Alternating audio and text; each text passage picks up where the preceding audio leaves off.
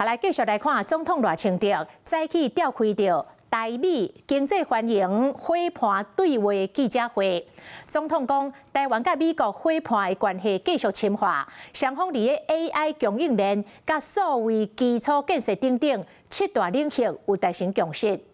因为国民党去对话，就伫今仔日展开国共论坛。总统选伫今仔日开这个记者会，无非是要甲国民党比拼拼度。赖总统讲，并不是这个目的，但是嘛，拄好会当互民众做一个对比。首度实体面对面对谈，对台美关系来说具有重大的意义。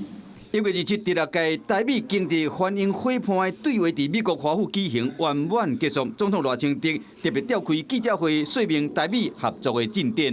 台湾与美国签署了系盛事宣言及台美经济安全合作联合声明，未来双方将准备成立工作小组。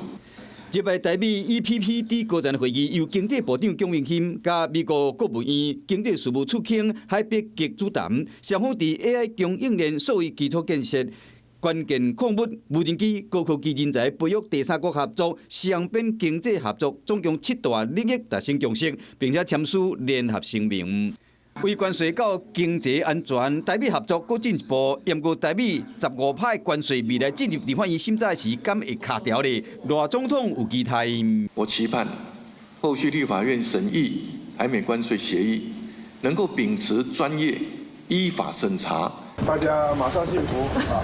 这个问到关税审查，韩国瑜无加讲，是讲在此同时，国民党副主席肖旭炎出席国共的论坛。赖总统伫同一天说明台湾甲美国的关系，外界认讲这敢是咧互相比拼。今天召开记者会，并不是针对国民党进行国共交流而开，但是刚刚好可以提供对比。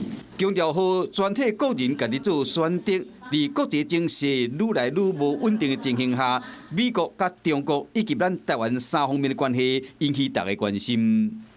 Hello， 我是张新文。想要抢先掌握最及时的新闻资讯吗？赶快订阅、按赞、开启小铃铛，锁定华视新闻 YouTube 频道。